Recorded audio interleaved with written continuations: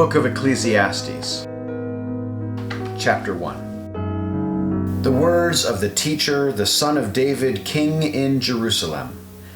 Vanity of vanities, says the teacher, vanity of vanities, all is vanity. What do people gain from all the toil at which they toil under the sun? A generation goes and a generation comes, but the earth remains forever. The sun rises and the sun goes down. It hurries to the place where it rises. The wind blows to the south and it goes around to the north. Round and round goes the wind, and on its circuits the wind returns. All streams run to the sea, but the sea is not full. To the place where the streams flow, they continue to flow. All things are wearisome, more than one can express. The eye is not satisfied with seeing, nor is the ear filled with hearing. What has been is what will be. What has been done is what will be done. There is nothing new under the sun. Is there a thing of which is said, "See, this is new"? It has already been in ages before us. The people of long ago are not remembered, nor will there be any remembrance of people yet to come by those who come after them. I, the teacher, when king over Israel and Jerusalem, applied my mind to seek and to search out by wisdom all that is done under heaven. And it is an unhappy business that God has given humans to be busy with. I saw all the deeds that are done under the sun, and see all that is vanity and a chasing after wind. What is crooked cannot be made straight, and what is lacking cannot be counted. I said to myself, I have acquired great wisdom, surpassing all who were over Jerusalem before me, and my mind has great experience of wisdom and knowledge, and I applied my mind to know wisdom and to know madness and folly. I perceived that this also is but a chasing after wind. For in much wisdom is much vexation, and those who increase knowledge increase sorrow. Chapter 2. I said to myself, come, now I will make a test of pleasure. Enjoy yourself. But again, this also was vanity. I said of laughter, it is mad, and of pleasure, what use is it? I searched with my mind how to cheer my body with wine, my mind still guiding me with wisdom, and how to lay hold on folly, until I might see what was good for mortals to do under heaven during the few days of their life.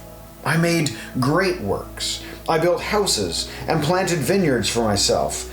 I made myself gardens and parks and planted in them all kinds of fruit trees. I made myself pools from which to water the forest of growing trees. I bought male and female slaves and had slaves who were born in my house.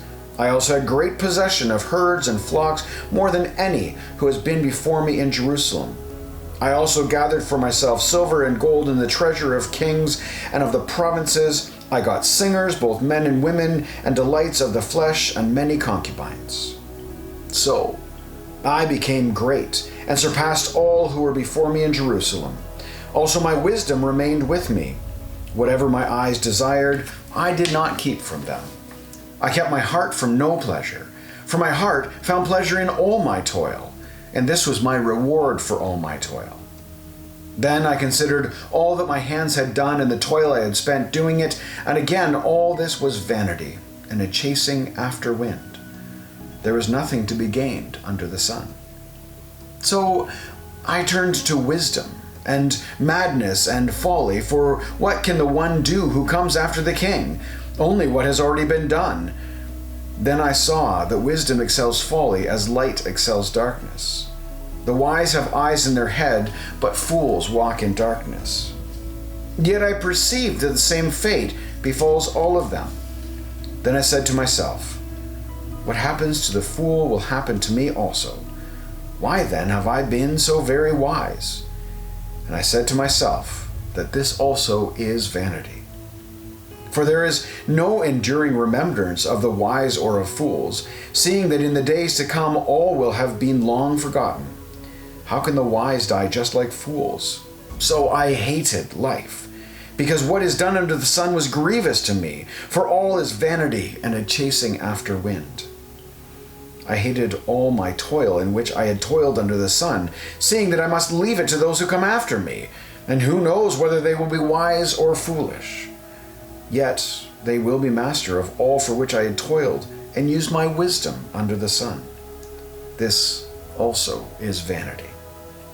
So I turned and gave my heart up to despair concerning all the toil of my labors under the sun, because sometimes one who has toiled with wisdom and knowledge and skills must leave all to be joyed by another who did not toil for it. This also is vanity and a great evil. What do mortals get from all the toil and strain with which they toil under the sun? For all their days are full of pain, and their work is a vexation. Even at night their minds do not rest. This also is vanity. There is nothing better for mortals than to eat and to drink, and to find enjoyment in their toil. This also, I saw, is from the hand of God. For apart from him, who can eat, or who can have enjoyment? For to the one who pleases him, God gives wisdom and knowledge and joy. But to the sinner he gives the work of gathering and heaping, only to give one who pleases God. This also is vanity and a chasing after the wind. Chapter 3. For everything there is a season, and a time for every matter under heaven. A time to be born and a time to die. A time to plant and a time to pluck up what is planted. A time to kill and a time to heal. A time to break down and a time to build up. A time to weep and a time to laugh. A time to mourn and a time to dance. A time to throw away stones and a time to gather stones together. A time to embrace and a time to refrain from embracing.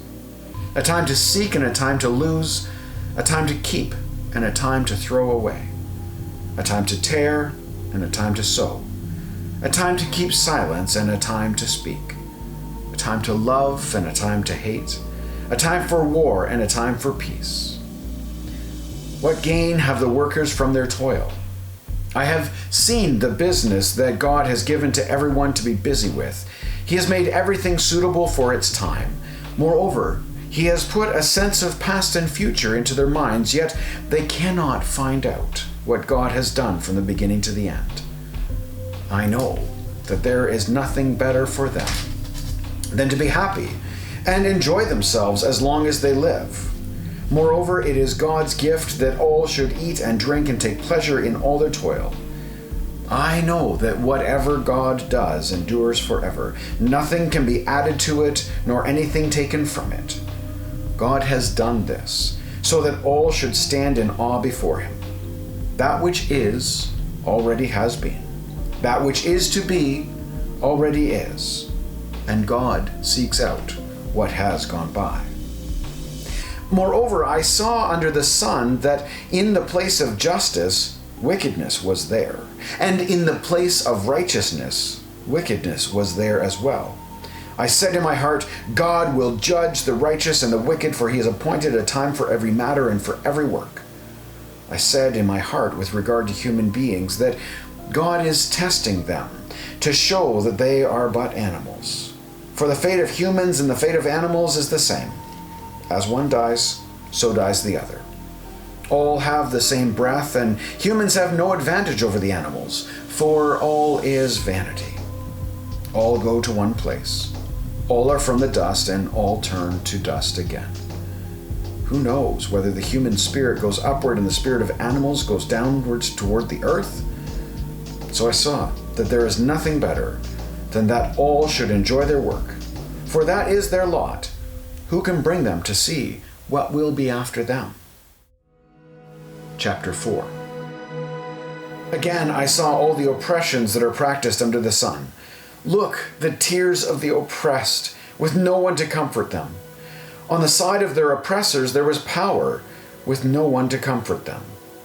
And I thought the dead who have already died more fortunate than the living who are still alive, but better than both is the one who has not yet been, and has not seen the evil deeds that are done under the sun.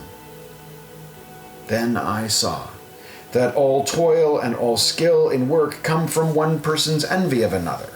There is also vanity and a chase after the wind. Fools fold their hands and consume their own flesh. Better is a handful with quiet than 2 handfuls with toil, and a chasing after wind. Again I saw vanity under the sun, the case of solitary individuals without sons or brothers, yet there is no end to all their toil, and their eyes are never satisfied with riches. For whom am I toiling, they ask, and depriving myself of pleasure? This also is vanity and an unhappy business. 2 are better than 1, because they have a good reward for their toil. For if they fall, one will lift the other. But woe to one who is alone and falls and does not have another to help. Again, if 2 lie together, they keep warm. But how can one keep warm alone? And though one might prevail against another, 2 will withstand one. A 3-fold cord is not easily broken. Better is a poor but wise young youth than an old but foolish king who will no longer take advice. One can indeed come out of prison to reign, even though born poor in the kingdom. I saw all the living who, moving about under the sun, follow that youth who replaced the king. There is no end to all these people whom he led. Yet those who come later will not rejoice in him. Surely this is also vanity and a chasing after the wind. Chapter 5. Guard your steps when you go to the house of God. To draw near to listen is better than the sacrifice offered by fools, for they do not know how to keep from doing evil. Never be rash with your mouth, nor let your heart be quick to utter a word before God, for God is in heaven and you upon earth. Therefore let your words be few. For dreams come with many cares, and a fool's voice with many words. When you make a vow to God, do not delay fulfilling it, for he has no pleasure in fools. Fulfill what you vow. It is better that you should not vow than you should vow and not fulfill it. Do not let your mouth lead you into sin, and do not say before the messenger that it was a mistake. Why should God be angry at your words and destroy the work of your hands? With many dreams come vanities and a multitude of words, but fear God. If you see in a province the oppression of the poor and the violation of justice and right, do not be amazed at the matter, for the high official is watched by a higher, yet there are higher ones over them. But all things considered, this is an advantage for a land, a king for a plowed field. The lover of money will not be satisfied with money, nor the lover of wealth with grain. This also is vanity. When goods increase, those who eat them increase, and what gain has their owner but to see them with his eyes? Sweet is the sleep of the laborers, whether they eat little or much, but the surfeit of the rich will not let them sleep. There is a grievous ill that I have seen under the sun. Riches were kept by owners to their hurt, and those riches were lost in a bad venture. Though they are parents of children, they have nothing in their hands. As they came from their mother's womb, so shall they go again, naked as they came. They shall take nothing for their toil, which they may carry away with their hands. This also is a grievous ill.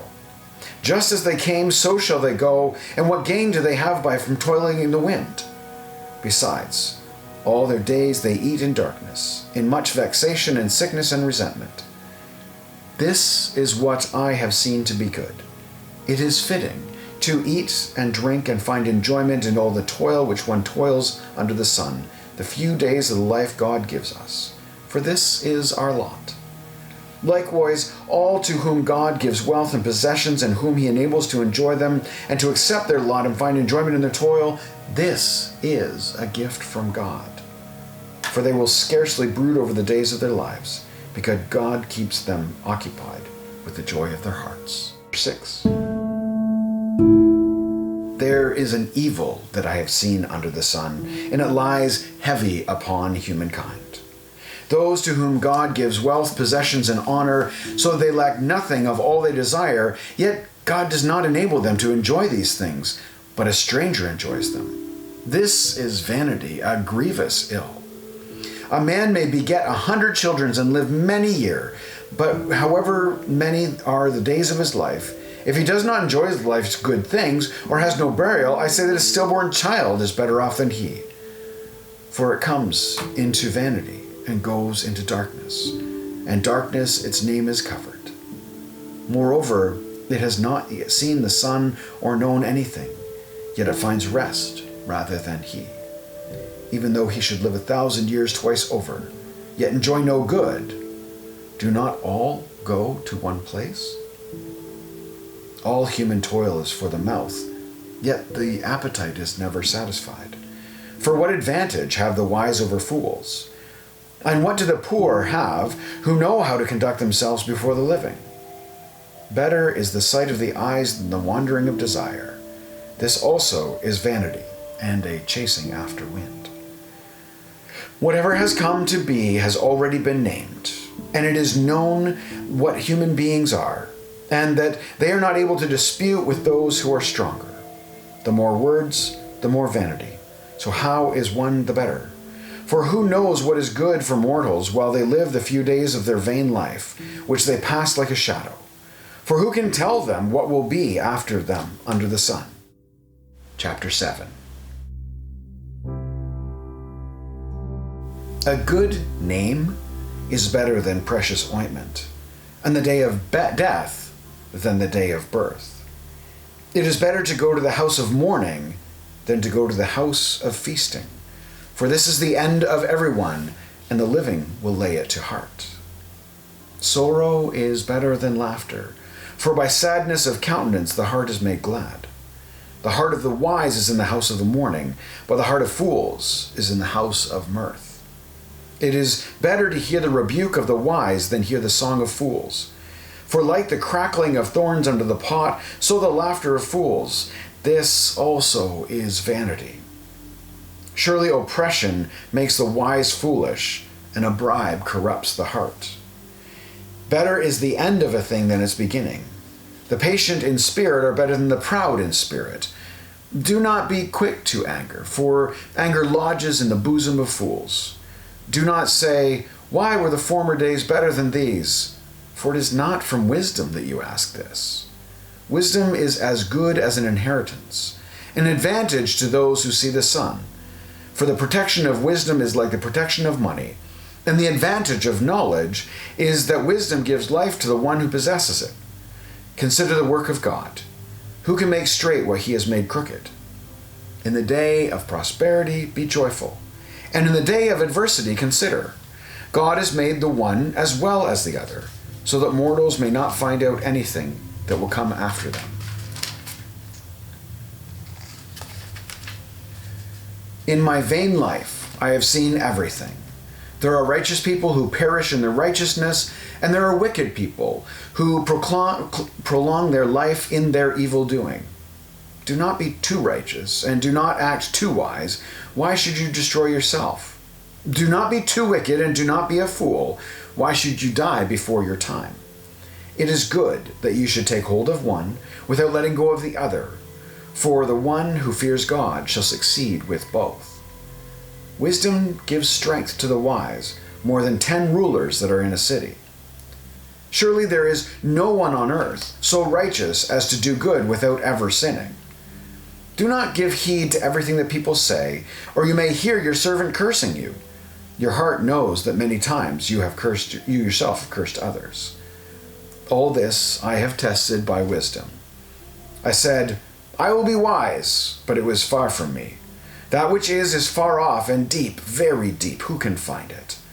I turned my mind to know and to search out and to seek wisdom and the sum of things, and to know that wickedness is folly and foolishness is madness.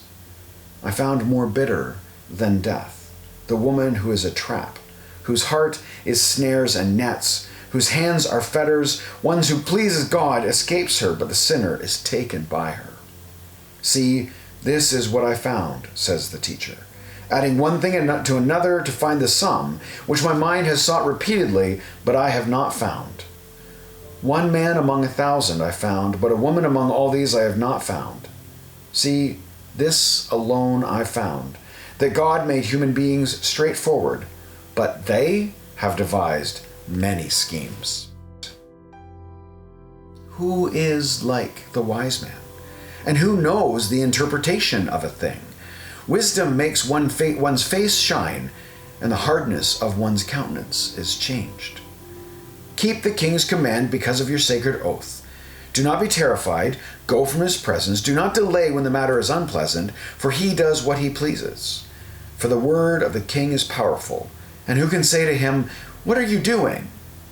Whoever obeys a command will meet no harm, and the wise mind will know the time and way. For every matter has its time and way, although the troubles of mortals lie heavy upon them. Indeed, they do not know what is to be, for who can tell them how it will be? No one has power over the wind to restrain the wind, or power over the day of death. There is no discharge from the battle, nor does wickedness deliver those who practice it. All this I observed, applying my mind to all that is done under the sun, while one person exercises authority over another to another's hurt. When I saw the wicked buried, they used to go in and out of the holy place, and were praised in the city where they had done such things. This also is vanity. Because sentence against an evil deed is not executed speedily, the human heart is fully set to do evil. Though sinners do evil 100 times and prolong their lives, yet I know that it will be well with those who fear God, because they stand in fear before him. But it will not be well with the wicked, neither will they prolong their days like a shadow, because they do not stand in fear before God. There is a vanity, and that takes place on earth, that there are righteous people who are treated according to the conduct of the wicked, and there are wicked people who are treated according to the conduct of the righteous. I said that is also a vanity.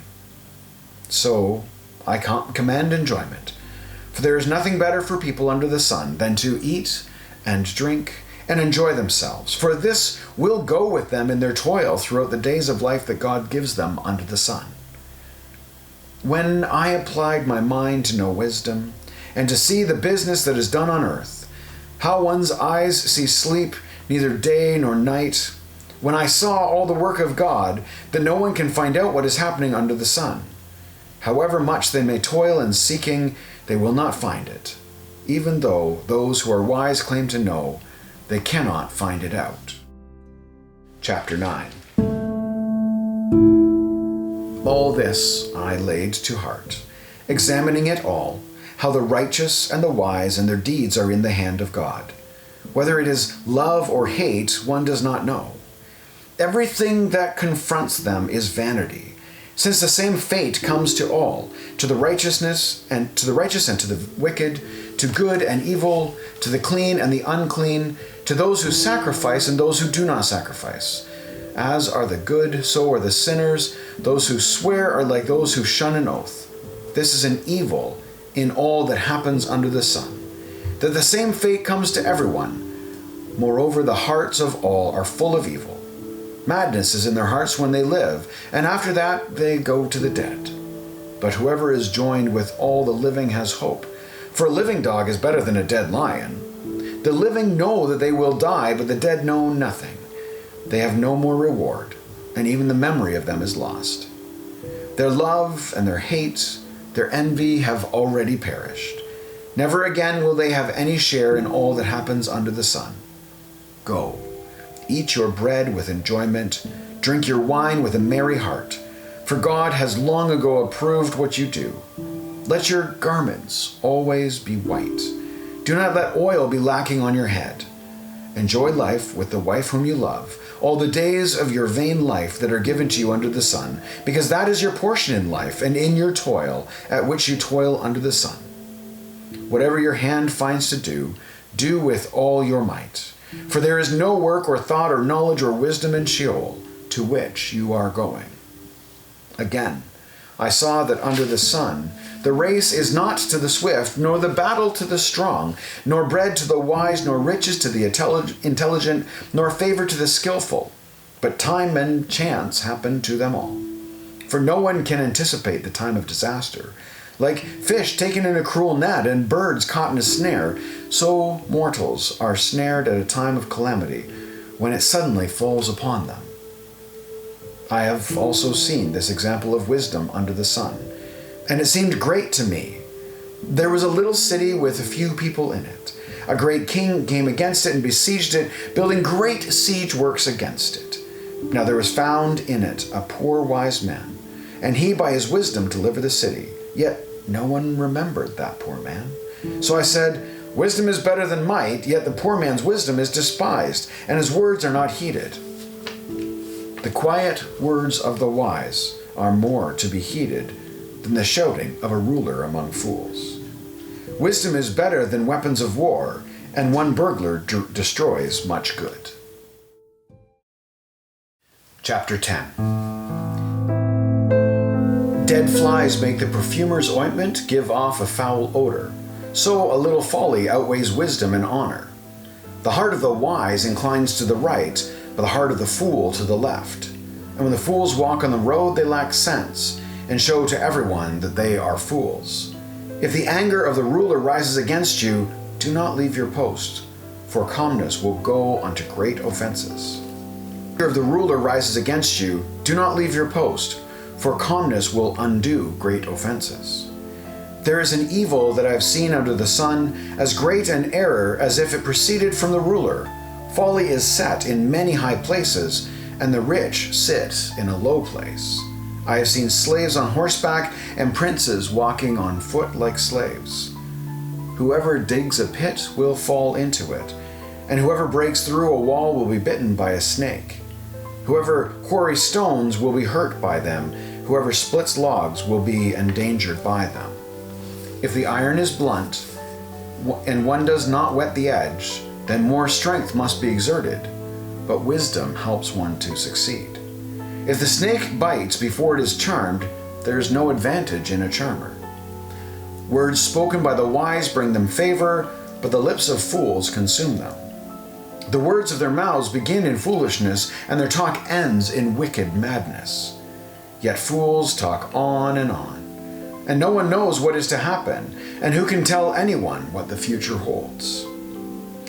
The toil of fools wears them out, for they do not even know the way to town. Alas for you, O land, when your king is a servant, and your princes feast in the morning. Happy are you, O land, when your king is a nobleman, and your princes feast at the proper time, for strength and not for drunkenness. Through sloth the roof sinks in, through indolence the house leaks. Feasts are made for laughter, wine gladdens life, and money meets every need. Do not curse the king, even in your thoughts, or curse the rich, even in your bedroom. For a bird of the air may carry your voice, or some winged creature tell the matter. Chapter 11. Send your bread upon the waters, for after many days you will get it back. Divide your means 7 ways or even 8, for you do not know what disaster may happen on earth. When clouds fall, they empty rain on the earth. Whenever a tree falls to the south or to the north, in the place where it falls, there it will lie. Whoever observes the wind will not sow. Whoever regards the clouds will not reap. Just as you do not know how the breath comes to the bones in the mother's womb, so you do not know the work of God who makes everything. In the morning, sow your seed, and at evening do not let your hands be idle, for you do not know which will prosper, this or that, or whether both alike will be good. Light is sweet, and it is pleasant for the eyes to see the sun. Even those who live many years should rejoice in them all, and let them remember that the days of darkness will be many. All that comes is vanity. Rejoice, young man, while you are young, and let your heart cheer you in the days of your youth. Follow the inclination of your heart and the desire of your eyes, but know that for all these things God will bring you into judgment. Banish anxiety from your mind, and put away pain from your body, for youth and the dawn of life are vanity. Chapter 12. Remember your Creator in the days of your youth, before the days of trouble come, and the years draw near when you will say, I have no pleasure in them. Before the sun and the light and the moon and the stars are darkened, and the clouds return with the rain, In the day when the guards of the house tremble, and the strong men are bent, and the women who grind cease working because they are few, and those who look through the windows see dimly, when the doors on the street are shut, and the sound of the grinding is low, and one rises up, the sound of a bird, and all daughters of song are brought low, when one is afraid of heights, and terrors are in the road. The almond tree blossoms, the grasshopper drags itself along, and desire fails, because all must go to their eternal home, and the mourners will be about the streets, before the silver cord is snapped, and the golden bowl is broken, and the pitcher is broken at the fountain, the wheel is broken at the cistern, and the dust returns to the earth as it was, and the breath returns to God who gave it. Vanity of vanities, says the teacher, all is vanity. Besides being wise, the teacher also taught the people knowledge, weighing and studying and arranging many proverbs. The teacher sought to find pleasing words, and he wrote words of truth plainly. The sayings of the wise are like goads, like nails firmly fixed on collected sayings that are given by one shepherd. Of anything beyond these, my child, beware. Of making many books there is no end, and much study is a weariness of flesh. The end of the matter, all has been heard. Fear God and keep his commandments, for that is the whole duty of everyone. For God will bring every deed into judgment, including every secret thing, whether good or evil.